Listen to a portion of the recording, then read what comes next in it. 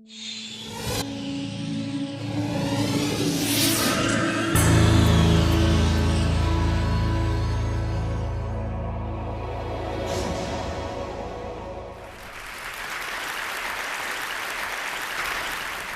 most of you, this is a device to buy, sell, play games, watch videos.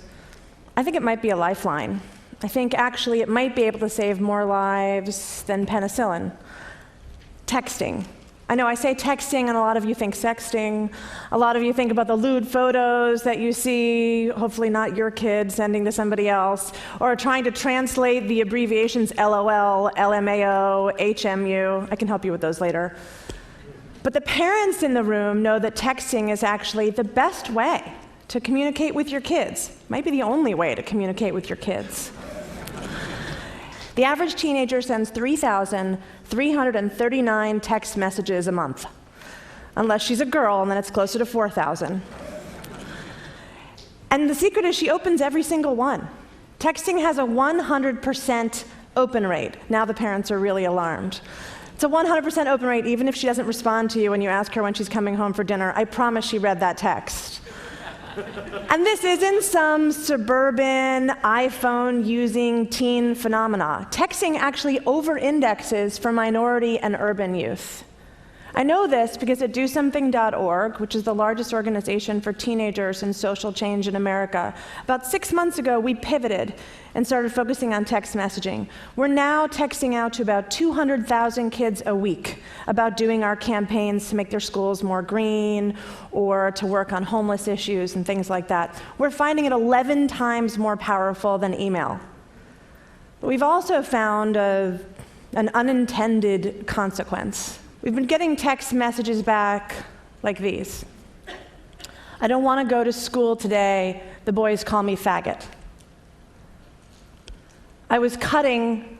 My parents found out and so I stopped, but I just started again an hour ago.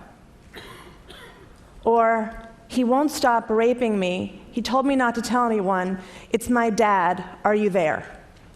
That last one's an actual text message that we received. And yeah, we're there. I will not forget the day we got that text message. And so it was that day that we decided we needed to build a crisis text hotline. Because this isn't what we do. We do social change. Kids are just sending us these text messages because texting is so familiar and comfortable to them, and there's nowhere else to turn, that they're sending them to us. So think about it, a text hotline, it's pretty powerful. It's fast, it's pretty private, no one hears you in a stall, you're just texting quietly. It's real time.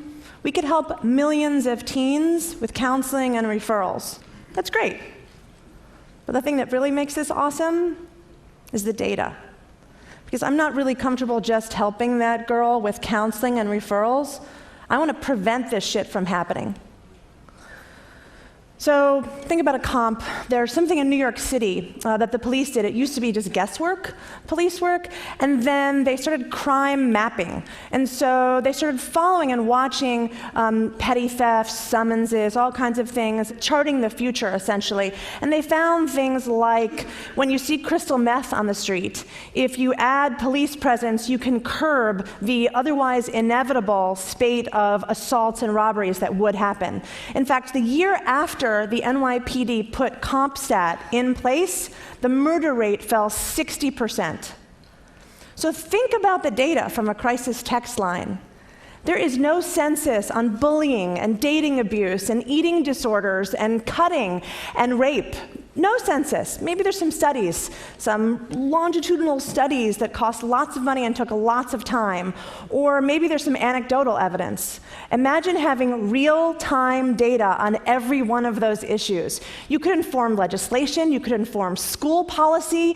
You could say to a principal, you're having a problem every Thursday at 3 o'clock. What's going on in your school? You could see the immediate impact of legislation or a hateful speech that somebody gives in a school assembly and see what happens as a result. This is really, to me, the power of texting and the power of data.